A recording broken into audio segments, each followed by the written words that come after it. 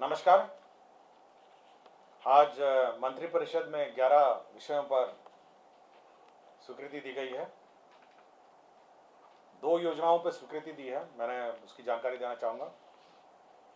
सर्वप्रथम Bakhtiyarpur engineering college में जो 5 एकड़ निःशुल्क भूमि उनको मिली थी एक्सपेंशन के लिए, उसमें प्रशासनिक सह अकादमिक ब्लॉक, बालिका छात्रावास, ऑडिटोरियम का निर्माण, परिसर का विकास, फुटबॉल मैदान, 4 दीवारी, कुल 49 करोड़ 72 लाख 78 हजार रुपये प्रशासनिक स्वीकृति दी गई है।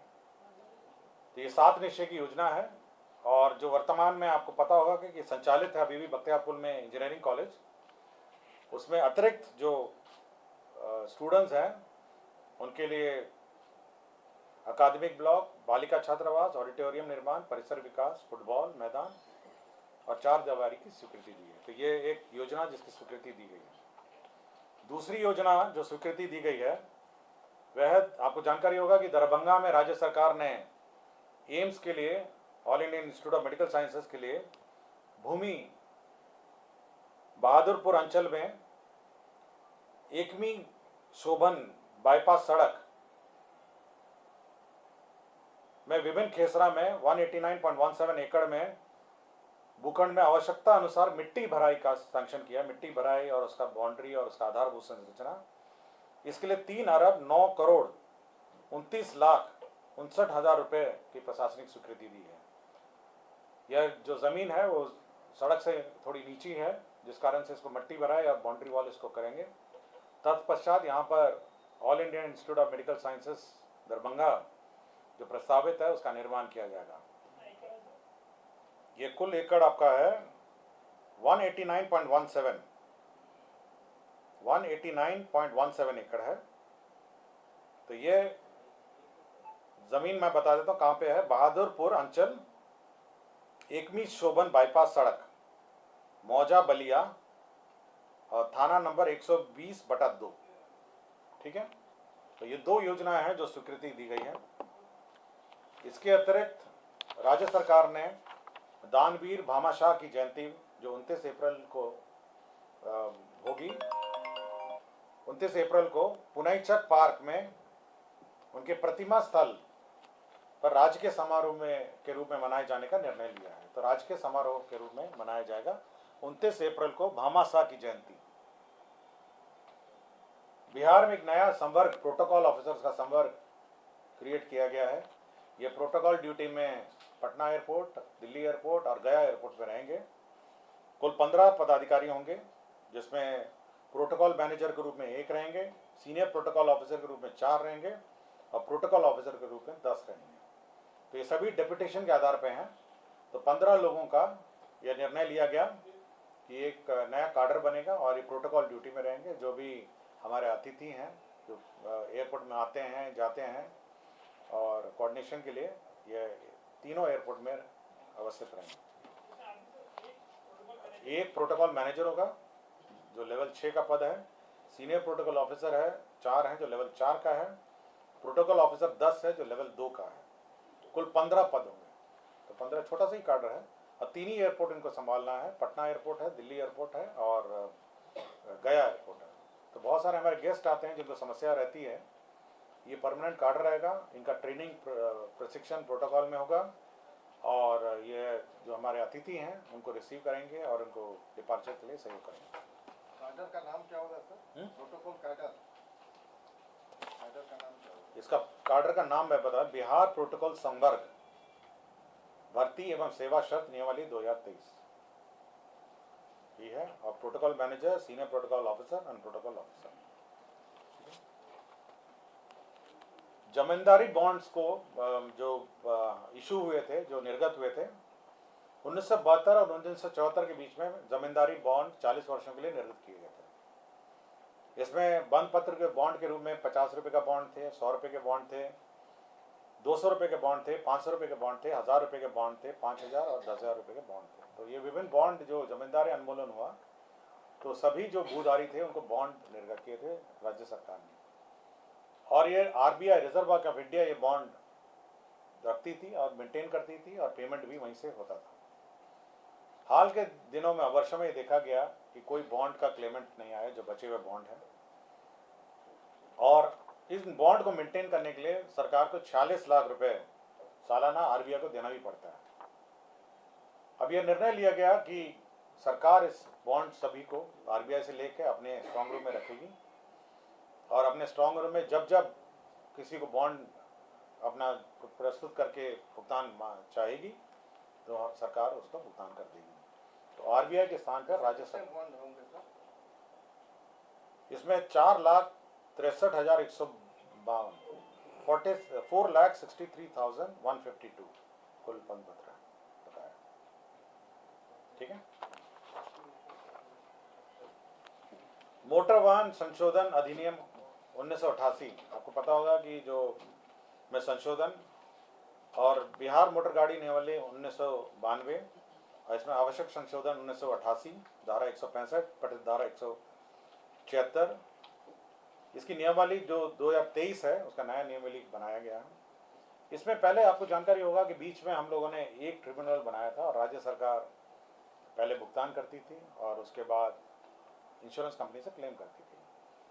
माननीय सर्वोच्च न्यायालय ने प्रक्रिया निर्धारित कर दी है और भारत सरकार ने भी प्रक्रिया निर्धारित कर दी है कि ट्रिब्यूनल के माध्यम से ही जो डेथ और अन्य क्लेम्स हैं, इंजरी क्लेम्स हैं, वो भुगतान होंगे।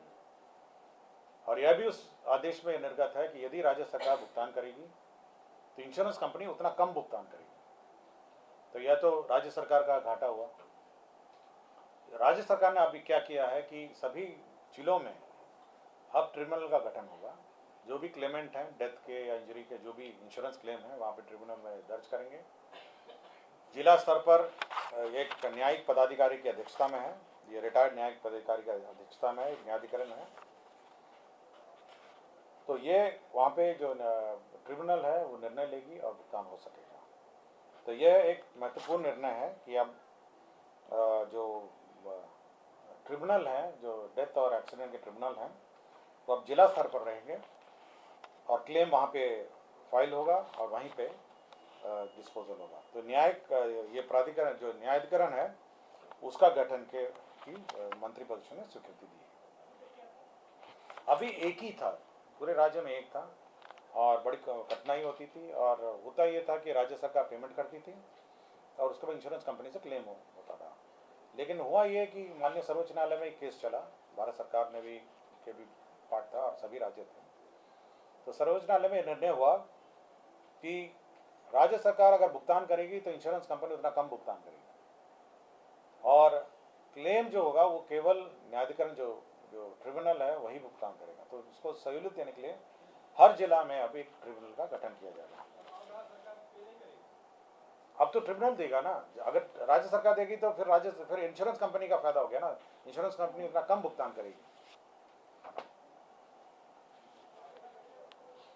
गृह विभाग का एक प्रस्ताव था जिसमें बिहार पुलिस के पीटीसी प्रशिक्षित और 3 सिपाही रैंक के पुलिस पदाधिकारी को अन्य राज्य की तर्ज पर अनुसंधान की शक्तियां प्राधिकृत करने के संबंध में आपकी जानकारी है कि रिजर्वेशन एंड प्रमोशन के आलोक में प्रमोशन की कार्रवाई अभी बाधित है और माननीय सर्वोच्च न्यायालय में विचाराधीन है। प्रमोशन के अभाव में जो इन्वेस्टिगेटिंग ऑफिसर्स हैं उनकी कमी है। राज्य सरकार ने यह निर्णय लिया कि जो पीटीसी प्रशिक्षित 3 सिपाही हैं जो प्रमोशन के कगार पे हैं उनको अनुसंधान की शक्तियां दी जाए, केस में ट्रायल की जो केस में अनुसंधान की शक्तियां दी जाए, यह निर्णय राज्य सरकार ने लिया है। तो अब जो कांस्टेबल हैं जो पीटीसी उत्तीर्ण हैं, सिपाही के रैंक में हैं, ये अन्य राज्यों में भी यही व्यवस्था है क्योंकि वहाँ पे भी यही रिजर्वेशन प्रमोशन बाधित है, उन्होंने भी यही किया है। तो अब बिहार पीटीसी प्रशिक्षित 3 सिपाही रैंक के पुलिस पदाधिकारी अन्य राज्य की तर्ज पर अनुसंधान की शक्तियां प्राधिकृत होगी। तो ये लोग होंगे लेस देन एएसआई? हाँ, less than ASI, just below ASI.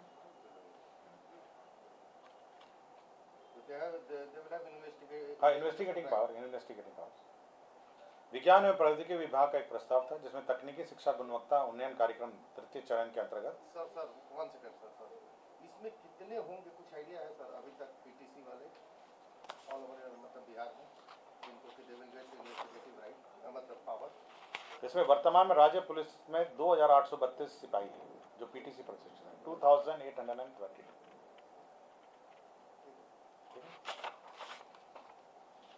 विज्ञान एवं प्रौद्योगिकी विभाग के अंतर्गत तकनीकी शिक्षा गुणवत्ता उन्नयन कार्यक्रम तृतीय चरण के अंतर्गत कंप्यूटर साइंस एंड इंजीनियरिंग संकाय के अंतर्गत नियोजित सहायक प्राध्यापकों का दिनांक 1/4/2023 से 31/3/2024 तक 1 वर्ष तक एक्सटेंशन हुआ तथा भौतिक रसायन गणित एवं अंग्रेजी संकाय के अंतर्गत नियोजित सहायक प्राध्यापकों को 1/4/2023 से 30/9/2023 6 माह तक एक्सटेंशन दिया है। अभी वर्तमान में पद रिक्त हैं और बहाली की प्रक्रिया चल रही है, तो बहाली की प्रक्रिया तक ये एक्सटेंशन का प्रस्ताव है।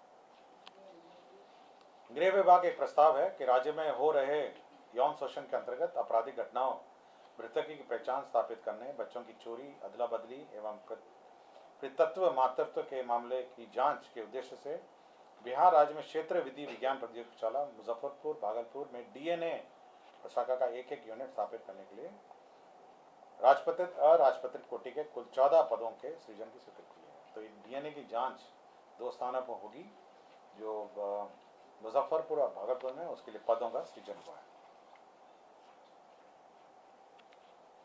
सामान्य प्रशासन विभाग का एक प्रस्ताव था। श्री अशोक कुमार 2 तत्कालीन सब जज ACGM मधुबनी, जो वर्तमान में निलंबित हैं, मुख्यालय मधेपुरा है, उनको गंभीर कदाचार के आरोप में सेवा से बर्खास्त किया गया है। अशोक कुमार 2 हैं, तत्कालीन सब जज ACGM मधुबनी, उनको बर्खास्त किया गया। विज्ञान एवं प्रौद्योगिकी विभाग, आपको याद होगा कि विज्ञान एवं प्रौद्योगिकी विभाग के प्रस्ताव है जिसमें बिहार अभियंत्रण विश्वविद्यालय अधिनियम 2021 को नोटिफाई किया गया है। अब उसी के अंतर्गत जो स्टैट्यूट्स जो हैं उसका नोटिफिकेशन अब कैबिनेट से अप्रूव हुआ है। अब ये फुल फ्लेज कार्य करेगी और